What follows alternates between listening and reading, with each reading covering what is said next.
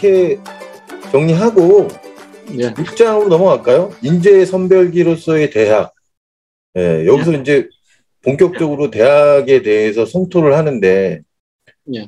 예, 그 대학이 원래는 이제 여기서 보면 이제 코넌트라는 분이 나오시거든요.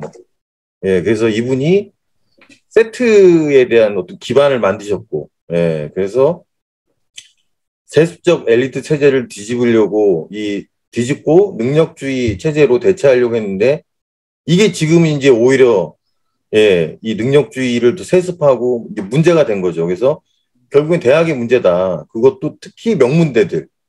예. 그래서 명문대들이 오히려 더 이 차별하고 이런 불평등을 더 조장하는 거 아닌가라고 지금 셀든 교수님이 또, 근데 본인도 하버드 대학교 교수님인데, 예, 본인이 있는 학교도 포함해서 같이 비판을 하시는 것 같더라고요. 그래서 사트도 본래 하버드만 쓰려고 했는데 그러니까 그러니까 지금은 모든 그 미국 학교들이 다 사트를 요구를 하거든요. 네. 그러니까 하버드만 쓰려고 이제 만들었다. 근데 그게 모든 그 학교에 다 하게 됐다는 이야기죠. 이거는 사트의 의미는 여러 가지 의미가 있습니다. 그게 뭐냐 그러면은 기득권에 대한 저항이거든요. 그러니까 모든 게 변화하지 않고 멈추면은 망하게 돼 있어요. 그래서 기득권자들은 계속 그 기득권을 유지하려는 게 이제 컨저버티브한 거고, 바꿔보자는 게 이제 프로그레스죠. 진보하고 이러는 건데, 일본이 아주 그 획기적으로 성장하게 된 그 요인이 있습니다. 메이지 유신 때. 왜 그 성장하게 되느냐 하니까, 그 이전에 그 과거 제도가 유학 경전을 갖다가 풀어가지고 시문을 쓰는 거예요. 그러면은 이제 명문 가문들은 거기에 대한 그 예상 문제들이 쫙 있습니다. 족보라 그러죠. 예, 족보. 그 족보를 갖고 있는 게 기득권자들입니다. 근데 메이지 유신 때 시험 과목을 뭐로 바꿨느냐 하니까 신문물로 바꿨습니다. 청량법, 도량행법, 이때까지 족보가 하나도 없는 거예요. 그러니까 진짜 머리 좋고 또 뛰어난 인재들이 등용이 되기 시작합니다. 마찬가지로 이제 그게 이제 대변혁이라는 책에 나오거든요. 대변혁이라는 책에서 일본이 이 획기적으로 하게 된 거는 시험 과목을 바꿔버리면 된다. 그러니까 족보를 없애버리면. 그러니까 다시 이야기하면은 스타트 라인을 다시 재정비하면 된다. 이 사트가 뭘 했는가 하니까 기여 입학제, 귀족들 이 동문 입학제 이런 것들을 다시 스타트 라인에서 다시 재정비를 한 겁니다. 그래서 여기에서 이야기하는 게 큰 함의가 있어요. 어떤 함의가 있느냐 그러니까 이 능력주의를 다시 한 번씩 이렇게 재정비를 했어야 된다. 다시 스타트 라인에서 뛸 수 있도록 그 제도를 하나씩 만들어줬어야 됐다. 이런 의미예요. 그러니까 이 기득권이 계속 굳어지기 전에 한 번씩 다시 뛸 수 있도록 해야 되는데 그걸 안 한 게 정치가들 그리고 또 우리 시민들이 네글리전스죠. 그것 때문에 우리가 당하게 돼 있는 거다.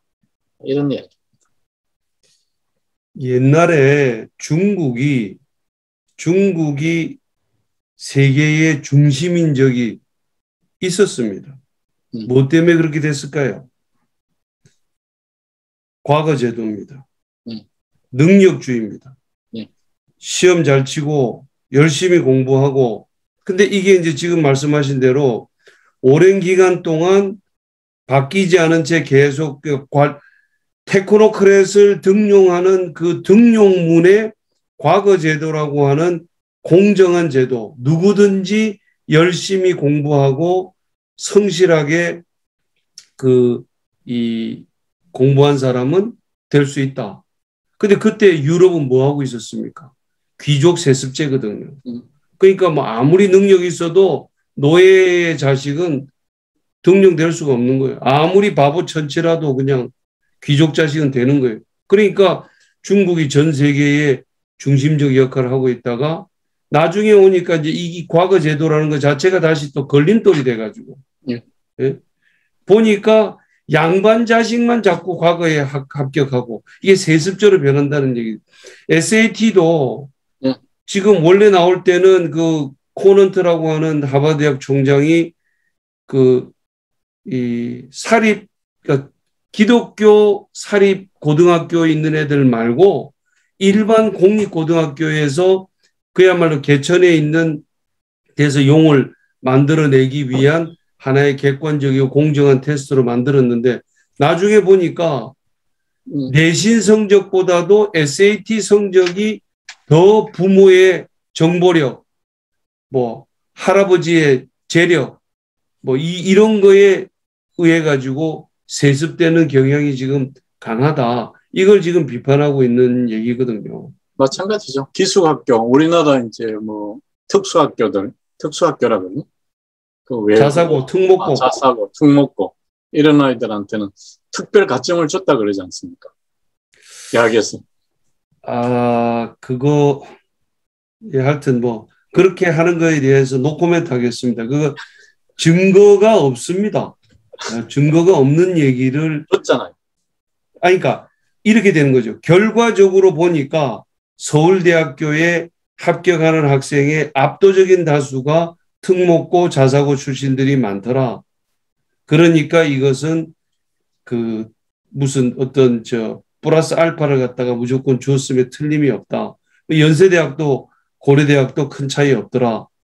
라는 거 하고 실제로 그 채점하는 데에 뭐 고등학교가 어디냐에 따라서 가중치를 줬다. 그거는 그 검증되지 않은 얘기. 그게 그냥 수능으로만 갔으면 괜찮은데 그 다른 전형 방법도 들어갔기 때문에 그런 이야기가 들어요. 근데 제가 두 분 교수님한테 그러면 문의드릴 게 있는데 이제 많이 가르치셨잖아요. 두 분이. 그리고 사실 뭐 소위 말하는 우리나라에서 10위권 안에 드는 대학에서 지금 뭐 가르치고 계시기도 하죠. 예. 근데 학생을 가르칠 때 학생들의 수준도 있지 않나요? 그 내에서도? 있죠. 그것도 이제 있죠. 제가 얼마 전에 다른 사람한테 들었는데 어떤 그런 특정한 학교 출신들 학생들은 훨씬 더 이해도도 빠르고 레포트나 뭐 어떤 과제나 이런 수업 참여도나 이런 것들도 더 낮다고 얘기를 하더라고요. 그래서 교수님들도 사람인지라 더 잘 따라오는 친구들을 더 어떤 애정이 더 갈 수밖에 없는 거잖아요. 네. 그렇죠. 그런데 뭐 꼭 인류학교 나왔다고 해서 성공하는 건 아니죠. 네. 근데 학생들도 그걸 느낀다고 하더라고요. 그러니까 그런 특정한 학교 출신들하고 이렇게 해서 조별로 프로젝트를 한다거나 턴 프로젝트를 한다거나 이러면 본인들도 느낀다고 하더라고요. 그쪽 출신들이. 네. 뭐 그건 어쩔 수 없는. 네. 그러니까 그 김현주 교수님 그 철학 올림피아드라는 거 아세요? 아니 뭐 알 뿐만 아니라 내가 그 한국 네. 그 담당을 했었으니까.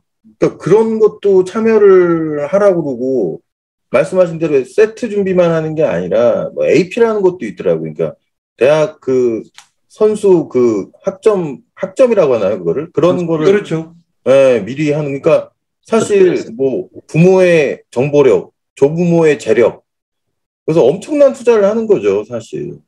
네. 그렇습니다.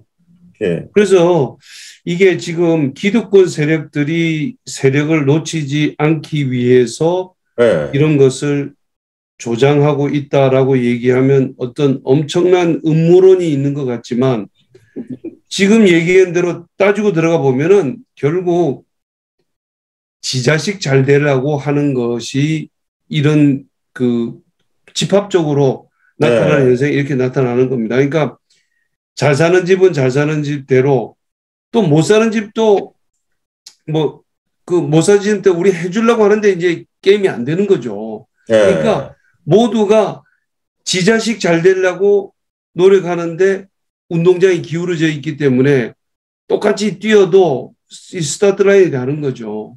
근데 이게 뭐 어떤 뭐 헌법 정신에 뭐 조문에 뭘 집어넣거나 아니면은 정치 권력 하는 사람들이 뭐 막 똘똘 뭉쳐가지고 어떻게 하고 그렇다고는 생각하지 않는 거죠. 네. 그렇게 그래도 많이 공정해진 거죠. 우리나라는 진짜 공정해진 겁니다. 그게 뭐냐 그러면은 예전에는 학부모 돈이 많아야 되는 일타 강사들을 인터넷으로 우리가 다 볼 수 있잖아요. 접속해가지고. 그것만이 아니고 이런 것들이 이제 기회를 갖다가 열어준 게 되죠. 그것만이 아니고 만약에 어떤 문제가 발생하면은 그 미국 같으면은 입시 부정이 있었다. 그러면 미국 교육부가 하버드 대학에 감사 나가가지고 안에다 뒤져가지고 서류 채점한 거 하나하나 다 뒤져보고 왜 이거는 이렇게 채점했고 왜 저거는 배점을 저렇게 못합니다. 한국은 뭐 학부모 진정서가 들어갔다. 그러면은 나가서 감사해서 탈탈 털어가지고 문제되는 걸 전부 거기에 대해서 우리는 사립대학이다. 그렇기 때문에 뭐 이거 응할 수 없다라고 얘기할 수 없습니다. 그냥 교육부가 전지전능하게 그냥 움직이기 때문에 그런 의미에서는 훨씬 투명합니다. 본래 대학의 역사가 달라요. 본래 대학은 치해법권 지역이거든요. 그래서 그 범죄자가 대학에 가서 탁 숨어가지고 애탁하면 못 잡게 돼 있습니다. 세계 최초의 대학이 볼로냐 대학 맞죠? 네. 중세. 거기서부터 그랬어요? 중서대학의 역사가 다 그래요. 그리고 지금도 미국의 대학은 미국 대학 그렇죠. 안에 그 폴리스가 따로 있죠. 캠퍼스 폴리스가 따로. 네, 따로 있습니다. 따로 있고. 근데 우리나라는 어떡합니까? 탱크가 대학에 들어갑니다. 아니 뭐 이제 미국도 반전 시위가 격화됐을 때는 켄트 주립대학에 들어가서 총으로 쏴서 대학생이 죽기도 했죠. 그러니까 이제 뭐 늘상 들어가는 건 아니고 이제 50 시절 때 우리도 들어갔고 저쪽도 절대 안 들어간 건 아닌데 수업할 때는 막 돌멩이 네? 날아왔어요. 유리창도 깨지고 했어요. 뭐 그러니까 하여튼 우리가 미국의 1960년대 버클리 대학의 격동적인 그런 시기를 우리는 더 많이 또 북한하고 대립하는 뭐 이런 문제 때문에 더 많이 겪었다고 이해하는 게 아마 더 맞지 않을까. 근데 그 대학에 대한 시각이 서구에서는 왜 미국 대학 교수들이 종신제를 하는 이 소위 테녀십이라고 하는 거는 할 말을 해도 학문의 자유를 해도 국왕이 정부가 탄압하지 마라 하는 의미에서 종신제를 주는 겁니다. 그러니까 당신 양심에 맞는 얘기는 뭐든지 얘기해도 좋다. 그래도 국가는 탄압하지 않을 거다. 이게 학문의 자유거든요. 근데 반대로 대학 교수들은 뭐를 또 국가에다가 약속을 하냐면 그 대신 우리는 파업을 안 하겠다. 우리가 파업하면 희생의 피해가 누구한테 돌아갑니까? 학생들한테 고스란히 돌아가는 거거든요. 그러니까 우리는 노동자가 아니기 때문에 파업을 안 할 테니까 우리가 발언하는 거에 대해서도 탄압하지 마라. 뭐 이런 어떤 신사대협정이라 그럴까요? 이런 게 이제 국가와 대학 사이에서 맺어져 있는 거죠. 근데 우리나라는 뭐 그런 게 피차간에 잘 안 지켜지는 거죠. 예, 그래서 이제 우리가 사트 이야기하다가 이제 일로 왔는데 그때 이제 당태종 이세민이 한 게 신헌서판이잖아. 그러니까 인재 등용 기준을 싹 바꾼 거죠. 그래서 그 과목을 만드는 겁니다. 신헌서판이라는 그 기준을 만들고 나니까 비약적으로 발전하게 당나라 과거 제도가 그러면서 중국이 이제 세계의 중심이 되는 거죠. 그래서 마찬가지인 것 같아요. 그래서 우리가 주기적으로 다시 스타트 라인을 정비를 한번 해봐야 되는데, 예? 주기적으로 정비를 해봐야 됩니다. 예. 당태종이 정관에 치죠? 예. 예. 근데 제가 신헌서판 중에서 중요도는 반대로 갑니다. 예. 어순의 반대로, 그러니까 판단이 제일 중요하고, 글 쓰는 게 그 다음 중요하고, 말하는 게 그 다음 중요하고, 체력이 그 다음 중요하고, 뭐 이런 식으로 그 중요도하고 어순하고는 이제 반대로. 뭐 신이야 뭐 신체니까 그리고 언어는 논리력이고 서는 노력이거든요. 이 서가 학점입니다. 글 쓰는 거. 예, 서가 이거 많이 쓰면 잘 쓰게 돼 있으니까 이게 학점이 좋은 아이들은 서가 되는 거고 이제 판이 이제 실제로 필요한 능력이죠. 이제 그걸 갖추기 위해서 다른 것들을 이제 노력하는데 그래서 신흥습판이라는 그 카테고리를 만든 것만 가지고도 여태까지 과거 제도를 바꾼 거거든요. 인재 등용 기준을 바꾼 거거든요. 우리도 이제 인재 등용 기준을 바꿔야 되는데 이 계약이 되는 것 같아요. 내가 보니까. 문제 출제를 이런 거 바꿔야 되는데 뭐 로스쿨이라든지 뭐 어전원이라든지 이런 쪽으로 그러니까 기득권 쪽으로 이렇게 자꾸 가는 것 자체도 좀 문제가 있지 않느냐 이런 생각을. 그러니까 이 수능 공부 잘하는 애하고 그 다음에 내신 성적 좋은 애하고 확연히 됩니다. 내신 성적이 좋은 애들은요 굉장히 성실한 애들입니다. 수능 성적을 잘 본 애는 성실도는 내신보다 떨어지고 대신 이 뭐 두뇌가 더 똑똑하다든지 뭐 하여튼 집중력이 높다든지 왜냐면 그건 한 번 딱 치는 거 아니에요. 예. 몰아서 공부해가지고 딱 한 번 치는 거예요. 내신은 그냥 1학년부터 3학년까지 3년에 걸쳐서 쭉 이렇게 하는 거기 때문에 뭐 성실하지 않으면 내신이 좋게 나올 수가 없죠. 자, 하여간 제가 6장에서 본 거는 두 가지인데 명문대가 이제 사회적 이동성의 엔진이 되지 못한다라는 걸 비판하려고 하는 거랑 사실 이제 7장에 보면은 절망 끝에 죽음이라는 게 나오거든요. 근데 반대로 6장에서는 먼저 나오는 게 뭐냐면 상처 입은 승리자들.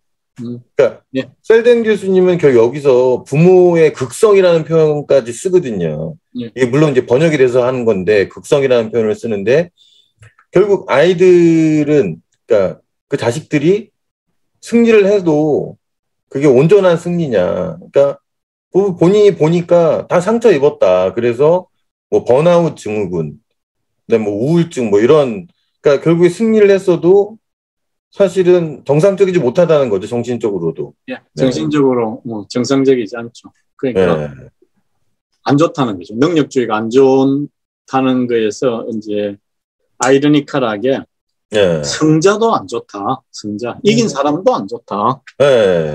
그리고 또 능력주의에서 이제 성자는 뭘 갖고 있느냐니까 이 대학 들어가고 이러면은 이제 어느 단계가 끝났다 하면 괜찮은데 거기서도 경쟁하더라는 거예요. 거기서 딱 들어가서 보니까 좋은 동아리에 들어가야 된다. 그걸 이제 엔트리 트레이닝이라고 그래요. 그래서 이제 예전에 이제 독일 같은 대학 같은 데는 뭐 했느냐니까 얼굴에 상처가 난 아이가 이게 최고예요. 그 동아리에 들어가려면 병을 해가지고 상처가 이렇게 나야지 가는 거예요. 거기 이제 하나의 전리품처럼 이렇게 간 적도 있고, 그 다음 우리나라 또 대학은 처음 들어가면 술 진탕 먹이죠. 술 신고식 하고 막 이러는 것들이 그러면서 우리 동아리는 달라. 우리 동아리 들어오려면은 니네들 뭐 우리 학교 왔다고 다 같은 학생이 아니야. 우리 동아리는 더 나은 기준을 갖고 있어. 이런 식으로 끊임없이 또 거기에 또 경쟁이 또 시달린다. 그러니까 그렇게 경쟁이 치열하니까 그 대학교 화장실에 가보면 스티커가 다 붙어 있지 않습니까? 그렇게 힘든가요? 그럼 밑에 전화번호 있습니다. 심리 상담센터에 전화하라는 거거든요. 그러니까 뭐 그 학생들이 대학에 들어와서도 또 경쟁에 시달리고. 근데 이 모든 경쟁들이 그 교육에서의 경쟁이 치열한 이유가 뭐겠습니까? 그 좋은 직장을 또 가지기 위한 거거든요. 그러니까 도대체 경쟁을 사회가 요구하고 있는 셈이죠, 지금. 예, 뭐 그렇죠. 그러니까 누가 이제 비난받아야 되느냐 이런 이야기입니다. 그래서 지금은 이제 우리가 작게 이야기하면은 부모의 그 이기적인 거, 또 조금 더 올라가면은 기득권층의 욕심 뭐 이런 이야기를 하는데 아니라는 거예요. 샌델 이야기는 우리 사회 시스템 만든 우리 잘못이다. 각성하지 않고 성찰하지 않고 이게 양끝 달리도록 해가지고 승자도 이긴 사람도 이렇게 안 좋은 약물 중독, 뭐 번아웃, 그리고 잘못된 스포일드 스튜던트 이렇게 만드는 이 자체가 이 우리들 책임이다. 개인의 그 이기적 욕심이 아니고 그래서 왜 우리 한번 서서 생각해보지 않았느냐 이런 이야기. 거기다가 하나 더 얘기를 하시는 게 이런 거를 논쟁하고 토론할 기회와 시간조차 없다. 그러니까 하버마스의 공론장 이론 맞나요? 그러니까 이런 어떻게 보면은 정말 중요한 이슈에 대해서 얘기하지 않고 성장, 경쟁 이거에 어떻게 보면 이거는 기득권들이 또 그렇게 몰고 가는 거 아니냐. 예, 그런 거를 되게 좀 얘기하시는 것 같아요. 그러니까 공동선에 대해서 계속 얘기하시는데 그 공동선을 위해서 토론하고 뭐 논쟁할 수 있는 그리고 이거를 안건으로 올릴 수 있는 그런 것들을 만들어야 된다라고 얘기를 하시는 것 같아요. 예, 예, 그게 이제 리더십이죠. 그 네. 리더십은 뭐냐니까 우리가 시장이나 이게 사회에서 일하는 플레이어들은 뭐예요? 열심히 한 죄밖에 없어요. 네. 뭐 학생이 뭐 내가 뭐 인류대 갔다고 비난 받아야 되나? 나 열심히 공부한 죄밖에 없다. 부모는 뭐예요? 나 우리 아이들 공부하는데 내가 뒷받침해 준 것밖에 없다. 그렇죠. 뭐 그런 거예요. 그럼 뭐예요? 그렇게 만드는 사회 구조를 그렇게 만든 응? 그게 잘못이다. 정치의 잘못이야. 그렇죠? 정치하고 시스템하고 이런 것들. 근데 거기에 배후를 쭉 쫓아가 보니까 능력주의더라는 거예요. 그게 이제 샌델이 이야기하는 그게 원흉을 찾아가 보니까 이 능력주의라는 거고 능력주의에 젖어가지고 이 다시 한번 stop and thinking을 안 했다는 거예요. 한번 다시 성찰하고 우리가 만들어 가고 있는 게 과연 옳은 방향으로 가는 건지 예? 이런 것들에 대해서 성찰해야 되는데 그걸 안 했다. 아무도 안 하니까 내가 대안으로서 이 책을 썼다. 이런 얘기. 저는 샌델이 지금 얘기한 내용이 샌델의 오만이라고 생각합니다. 그런 성찰을 그 이전에 한 사람이 플라톤도 있었고 엥겔스도 있었습니다.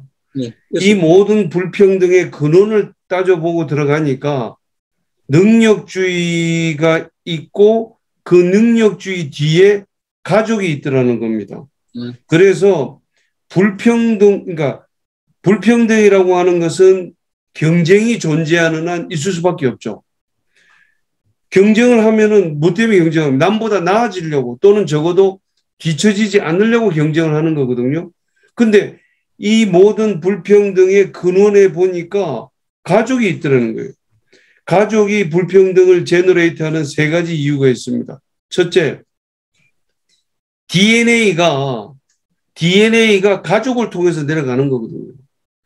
가족을 통해서 DNA가 안 내려가는 걸 우리가 불륜이라 그러죠. 그러니까 이제 가족을 통해서 쭉 DNA가 나가니까 DNA상의 불평등은 가족이 그 원흉이고 두 번째, 재산과 권력이 가족을 통해서 세습제 아닙니까? 내려가는 거예요. 그러니까 그 불평등이 제너레이트 되는 거고 세 번째는 자식을 그 더 남보다 낫게 만들겠다고 하는 자기 자식 잘 되는 거 원하지 않는 부모가 어딨냐 하지만 정도의 차이는 분명히 있습니다. 어떤 부모는 자기 재산의 뭐 예를 들어 3분의 1을 그냥 애 교육시키는 데 쓰겠다. 어떤 부모는 난 3분의 1 정도가 아니라 빚내서라도 시킨다. 이런 사람도 있는가 하면 지 먹을 건 지가 타고 태어난 거지 뭐 내가 뭐 해주는 데는 한계가 있으니까 요까지 이런 부모도 있고 즉 교육열의 차이가 분명히 있거든요. 그럼 이 세 가지 때문에 그 불평등이 이 세습되는 과정으로 내려가는데 불평등을 없애기 위해서는 그 가족 제도를 해체해야 된다라고 얘기한 사람이 엥겔스고 플라톤이 지도자 계급, 적어도 지도자 계급은 자기 가족을 가지고 있으면 안 된다. 왜? 지 새끼만 먼저 챙길 거니까. 그래서 다부다처제를 제안하는 거 아닙니까? 그냥 뭐 30명 그러면 그 안에서 서로 그냥 왔다 갔다 해서 누가 내 자식인지를 결혼도 하지 마라. 네, 뭐 결혼 아예 그러니까 뭐 일부 일처제 결혼이라는 거는 안 된다 이런 식으로 가는 건데 나는 샌델이 과연 그런 레벨까지의 진보적 사고를 가지고 있는지 또 그렇게까지 가는 것이 오늘날 현대 사회 일부 일처제에서 그 제한할 만한 성격이 못 된다 그러면 도대체 뭘 가지고 불평등에 대한 원천적 봉쇄를 할 시크릿 플랜을 가지고 이제 매우 궁금합니다. 네, 지금 이제 말씀하신 그 뭐 아리스토텔레스, 뭐 플라톤 뭐 쪽에서 그 시대는 경쟁이 별로 없었던 시기. 아니 귀족 세습제에서는 경쟁의 뚜렷한 한계가 있겠죠. 예. 그리고 지금 이제 그 평등의 역사가 얼마 안 됐거든요. 평등이라는 게 역사가 얼마 안 됐고 인류 역사에서는 진짜 티끌만한 시간입니다. 티끌만한 시간. 근데 지금은 이제 그걸 우리가 담론으로 다루고 있는 거고 또 하나가 이제 가족주의를 지금 말씀했는데 패밀리를 깬 게 뭐냐면 국가거든. 그래서 국가가 세금을 내라니까 안 내요. 그리고 또 산업혁명으로 인해 갖고 많은 공장 노동자들이 필요한데 자기 가족에서 농사일을 하고 있는 거야. 그래가지고 뭐 하는가 하면 국가가 그 당시에 이제 굉장히 박해받았던 그 계급을 공략합니다. 제일 대표적인 게 여자, 그 다음에 청소년. 이래가지고 가출하도록 만들어요. 그래가지고 나와가지고 전부 도시에 모이거든요. 우리 서울역에 뭐 보따리 하나만 들고 와가지고 공장에 들어가는 거거든요. 그래서 되게 이제 지금 현재 역사는 가족의 해체 역사입니다. 대표적인 게 뭐냐면 우리 족보들 다 갖고 있잖아요. 제일 먼저 가족 해체한 게 갑오경장이거든요. 그러면서 지금 이제 족보대로 그거 합니까? 우리 지금 뭐 제가족 아주 핵가족으로 다 됐잖아요. 이 가족의 해체. 아니 그러니까 가족 그 국가의 기능이 점점 확대됨으로써 가족들이 가지고 있었던 의무나 책임, 기능 이런 걸 갖다가 국가에 많이 된다는 것은 뭐 동의합니다. 그런데 반면에 요양병원이나 양로원에 가기를 원하는 노인들은 서구 사회에도 별로 없습니다. 가기 싫어합니다. 그렇지만 어쩔 수 없이 가는 거지 나는 자식들하고 같이 있는 거를 원래 싫어한다. 그러니까 그냥 내 근처에 오지 마라. 나는 그냥 요양병원에 가서 그냥 사는 거를 제일 선호도 1위다 라고 하는 거는 스웨덴 노인들도 그거를 자기의 가장 이상적인 거를 원하는 건 아니고 현실적인 여건에서 이런 모든 것을 감안할 때 내 자식들한테 어느 정도 이상의 부담을 주는 거는 역시 부모로서의 도리가 아니다 생각해서 많은 부분은 마지못해서 가는 거지. 그 국가가 제공하고 있는 여러 가지 기능들을 고려시대 때 그러니까 그 국가가 제공하고 있는 기능을 흔쾌히 받아들이고 그것이 최상의 것이라고 생각하지는 않는데 다만 이제 가족에만 지나치게 의존했을 때 가족이 그 폐륜적인 행동을 하면 국가라도 그거는 해줘야 된다는 이제 하에서 점점 가족의 기능들을 빼가는 거지. 국가가 목적으로 하는 것이 가족을 해체시키는 것에 목적이 있다든지 아니면 그 일부 일처제의 해체가 궁극적인 인간 해방의 목적이다. 만약 누가 그렇게 주장한다 그러면 인륜적인 사고가 아닌 것 같다. 피부치에 대한 그거는 유교가 유달리 강하지만은 유교만 강한 게 아니라 저쪽도 상당 부분은 그렇죠. 물론 우리보다는 약합니다. 그러니까 가족이라는 게 중시되면 확대돼요. 그러니까 확대되는데 지금은 자꾸 축소되고 있죠. 축소되고 있는데 미국에서 보면 그 이 가족하고 같이 있지 않고 혼자 죽는 환자가 압도적입니다. 고독성. 예. 우리 경우에는 물론 이제 일리노이 주 정도밖에 안 되는 사이즈라서 더 그렇지만은 저쪽 워낙 넓고 뭐 그런 부분도 있지만 딱 임종을 같이 하는 가족은 거의 없습니다. 부모님이 보스턴에 있고 자식은 샌프란시스코에 있는데 임종합니다 하는 순간에 뭐 비행기 표 사서 가고 그러면 가보면 이미 죽어 있는 경우가 대부분이기 때문에 또 연락 안 되는 경우도 많고 그래서 어쩔 수 없이 좀 저는 이 보수적 시각이 나오는 것 같은데 가족의 중심적으로 가는 부분이 상당히 바람직한 거다. 근데 거기에만 몽땅 맡겨서는 안 되고 국가가 그것을 가족들이 잘 서로 연결할 수 있도록 도와줄 필요는 있다. 뭐 이런 생각입니다.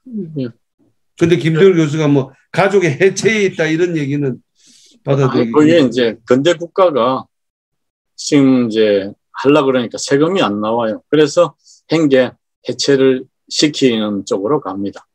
그러면서 이제 갖고 오죠. 그 말씀은 저렇게 하셔도 손자 사랑은 끔찍한 사람입니다. 자, 이제 시간이 너무 오래됐기 때문에. 예, 가족 얘기는 여기까지 하시고요. 예. 그건 너무 어려운 얘기라 지금 예, 정해진 시간 내에 다룰 수는 없는 것 같고요. 일단 그렇게 해서 아까 제가 말씀드렸다시피 이 대학 특히 이제 명문대들이 어떻게 긍정적인 발전의 원동력이 되지 못하고 있다. 그리고 이 부모의 극성. 그래서 사실 명문대에 가도 사실 그 승리자라고는 하지만 상처를 많이 입는다. 예, 그게 이제 문제다라고 이제 6장에서는 인재 선별기업소의 대학에 대한 비판을 이제 이렇게 하셨고, 예, 여기까지 이제 해서 6장을 마무리하고, 사실 이제 가장 제가 봤을 때 핵심은 7장이라고 봐요. 예, 일의 조롱성. 예. 그래서 일단 오늘은 여기까지 하시고. 아니, 6장에 내가 한마디 꼭 해야 될 부분이 있습니다. 네, 하십시오. 예. 이거는 도저히 내가 빠뜨릴 수 없는데, 뭐, 진보라고 얘기해도 좋고 뭐라고 하기 좋은데, 현상을 타파하고자 하는 그런 그 강한 이 욕구를 분출하는 샌들 같은 경우에, 그럼 당신 도대체 현행 제도에 문제가 있다는 얘기는 많이 했는데, 그 뭐가 대안입니까? 하고 대안을 안 물어볼 수가 없어. 근데 이 양반이 지금 대안을 얘기하는 거는, 이 양반이 보기에 가장 큰 문제는 뭐 양극화로 대표되는 불평등이 문제가 되는 거고, 또 그 불평등의 상층부에 올라간 인간들이 도대체 자기가 잘나서 됐다라고 하는 오만함의 극치. 이게 귀족주의 같으면은 자기가 부모로부터 물려받았다는 귀족 자기를 물려받았다는 거는 지도 알고 남도 알고 세상이 다 아는 거니까 뻐기는데 한계가 있어서 겸손한데 능력주의 하에서는 이거 뭐 내가 다 궁뎅이 붙여서 이 궁뎅이에 이 습진나면서까지 독서실에서 하루에 16시간 부채 앉아서 내가 들어온 대학이고 그 다음에 또 내가 월스트리트 진출한 건데 이건 전부 다 내 거다. 운이 있었다고 한다면 나만 운 좋은 게 아니고 다 운 좋고 다 운 나쁜 거지. 나한테만 얘기할 수 있는 것은 내 노력과 능력이다. 이 오만함 이거를 꺾어 놓겠다는 거 아닙니까? 확실하게. 근데 그 방법이 뭐냐 물어봤더니 뽑기로 대학 가는 거 결정하자는 거. 나 이거는 한마디 해야 됩니다. 그러니까 그러면 그렇게 하는 것이 가져다 줄 결과에 대해서 한 번이라도 샌달에 생각해 봤느냐. 그럼 누가 공부하겠어? 뽑기 아니 며칠 전에 잠실을 지나가는데 그 길에 이 복권 파는 집인데 거기에 1등 당첨 16명, 뭐 2등 당첨 48명, 여기는 로또 명당입니다. 그 사람 그 집에 줄을 서 있더라. 그 사람들은 운도 실력이라고 생각하는 것 같아. 예. 그런 판국인데 대학을 로또 뽑듯이 이 뽑기로 하자. 도저히 동의할 수 없습니다.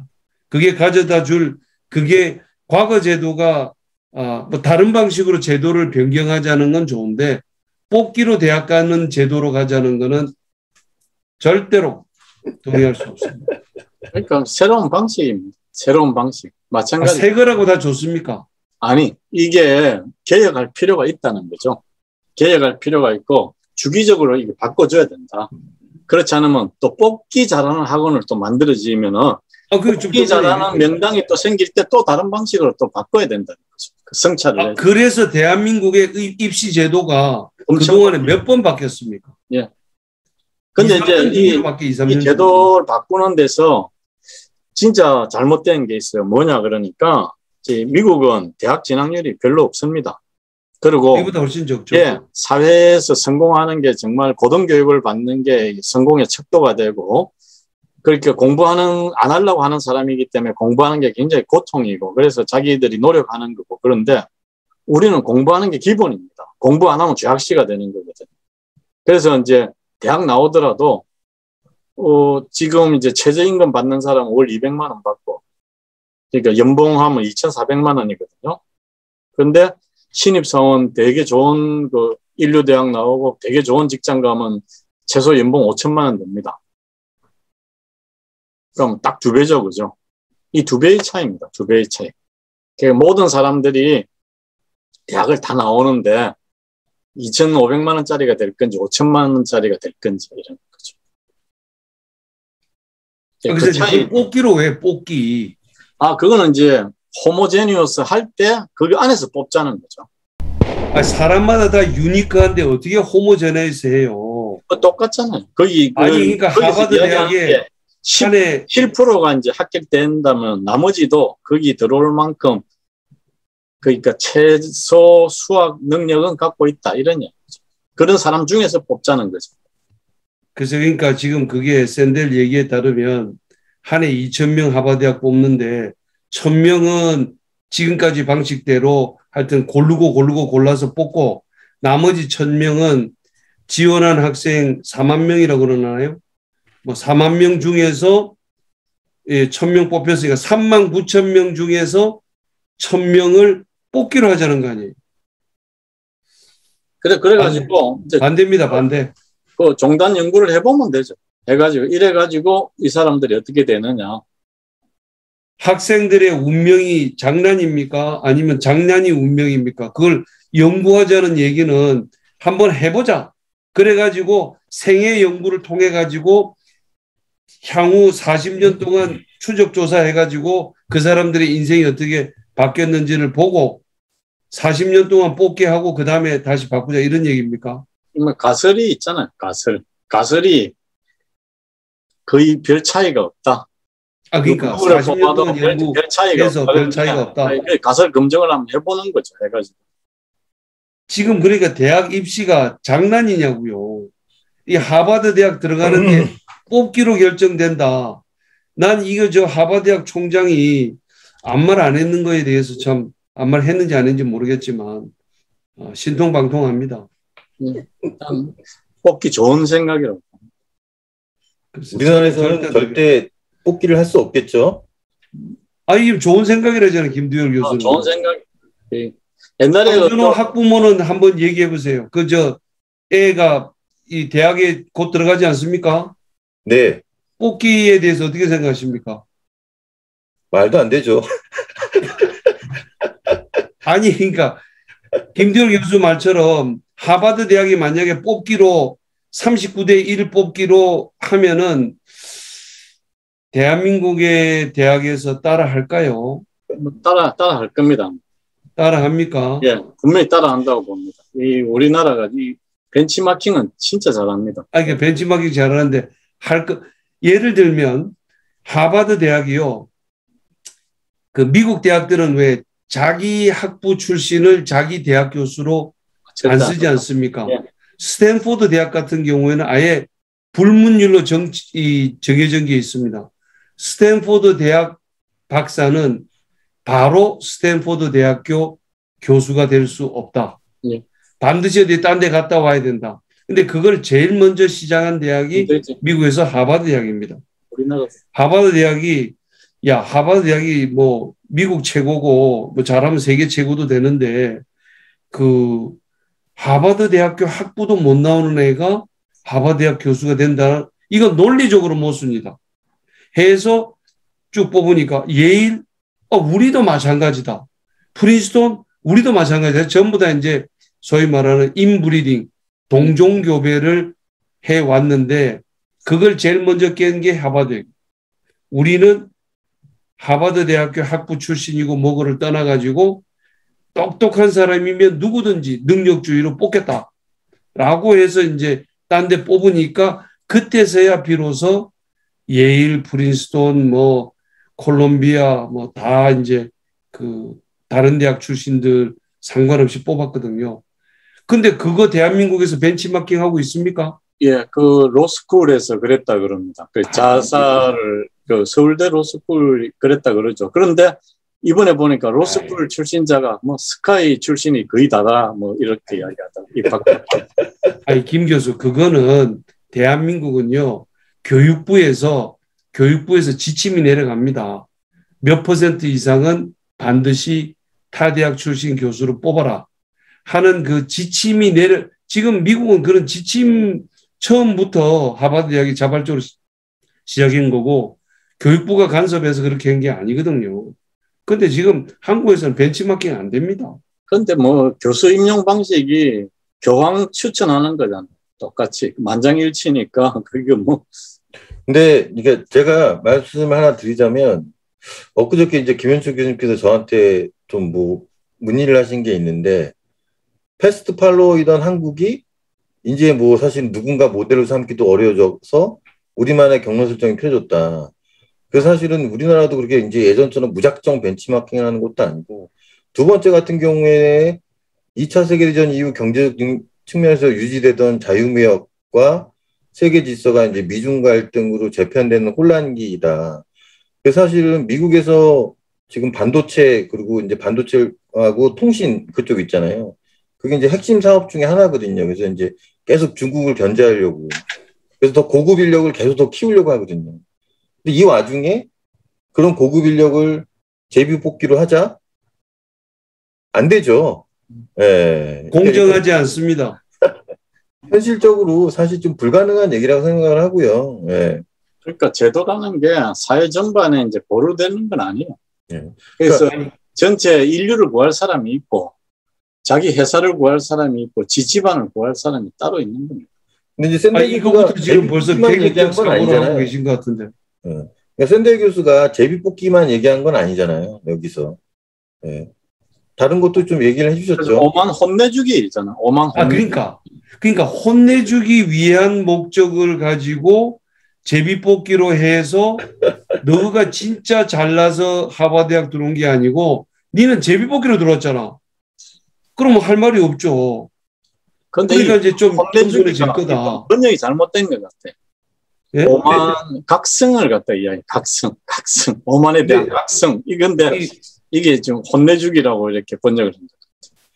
아니 그리고 저는 샌델 교수한테 하나 물어보고 싶은 게 있어. 왜 하버드 대학교 학부 학생만 제비 뽑기를 합니까? 대학원생도 제비 뽑기로 하시지? 왜 대학원생만 합니까? 하버드 대학교 교수도 제비 뽑기로 좀 한번 뽑아보시지. 대학원생은 그렇게 경쟁이 별로 없어요. 국회의원도 제비 뽑기로. 하버드 대학교 교수는 제비 뽑기로 하면 안 됩니까? 경쟁 치열합니다. 하버드 대학 교수 되려고. 그럼 왜 교수만 합니까?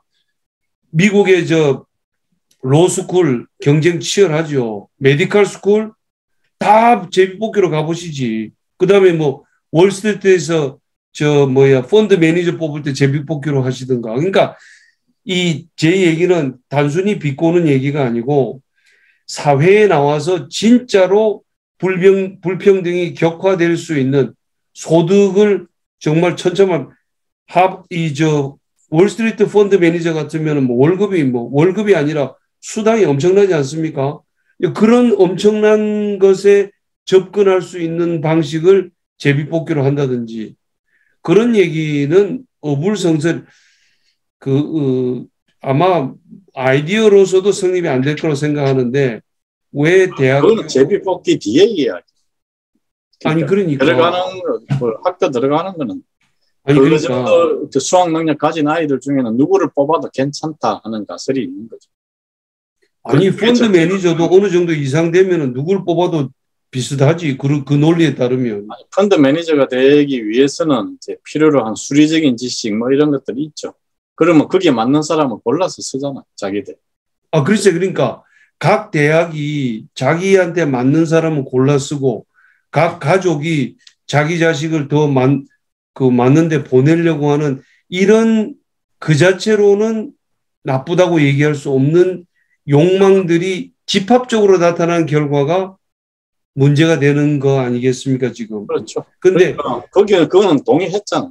그러니까 내가 좋은 그거에 대해서 나는 좋은 사람들 서비스를 받고 싶다 이러는 것들은 동의. 그러니까 그런 것이 존재하는 한 불평등은 샌델이 원하는 만큼 안 없어질 겁니다.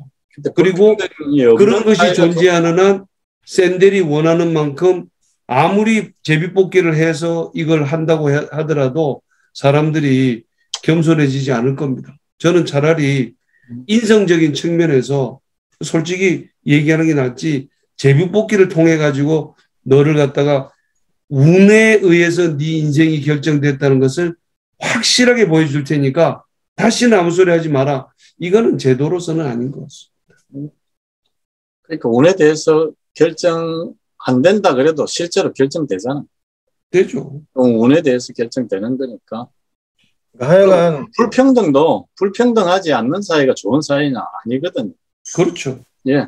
그러니까 그게 이제 인간의 다양성 때문에 그러니까 모든 사람이 똑같은 선호도를 가졌다면은 그게 평등 불평등의 선을 쫙 그을 수가 있는데 사람마다 워낙 다양하니까 뭐 책 좋아하는 사람이 있고 술 좋아하는 사람이 있고 당구 좋아하는 사람이 있고 골프 좋아하는 사람이 있고 다 따로 있으니까 다 좋아하는 사람도 있습니다. 다 좋아하는 사람이 있어요. 다 좋아하는 사람도 있습니다. 네. 하나씩만 좋아하는 게 아니고 그 다 좋아하는 다르죠. 자, 하여간 예. 저기 너무 길어져서 너무 길어져서요. 그냥 편집하기로 성공한 사람들이 겸손해져야 된다. 예. 그렇게 할게요. 예. 동의합니다. 예. 예. 그럼 6장까지 여기서 끝내시고요. 예. 다음 시간에 그러면 이제 7장과 결론 예. 다뤄보도록 하겠습니다. 예. 오늘 고생하셨습니다. 예. 고맙습니다.